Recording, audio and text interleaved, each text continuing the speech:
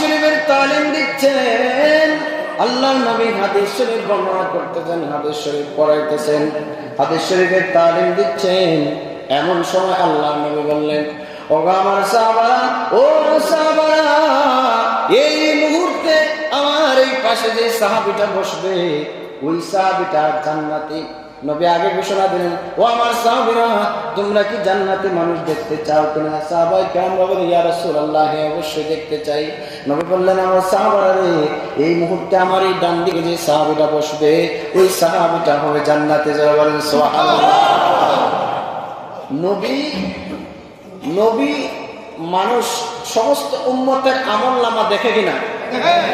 যদি না দেখতো তাহলে নবী কিভাবে বললেন যে আবু বকর ফিল জান্নাহ, ওমর ফিল জান্নাহ, উসমান ফিল জান্নাহ, আলী ফিল জান্নাহ? জোরে বলেন সুবহানাল্লাহ। নবী একে একে 10 জনকে জান্নাতের সার্টিফিকেট দিয়েছেন। কয়জনকে? 10 জনকে। দেখি আল্লাহ সরাসরি দিয়েছে না নবী দিয়েছে? নবীজি দিয়েছেন সার্টিফিকেট। তাহলে নবীজি জানেন কে জান্নাতি কে জাহান্নামী, কার আমলনামায় কি আছে না আছে। আমরা যে আমল করি, এই আমলনামাগুলো ফেরেশতারা নবীজির কাছে পৌঁছায়, নবীজি আমাদের আমলনামা দেখে। জোরে বলেন সুবহানাল্লাহ। আল্লাহর নবী বললেন,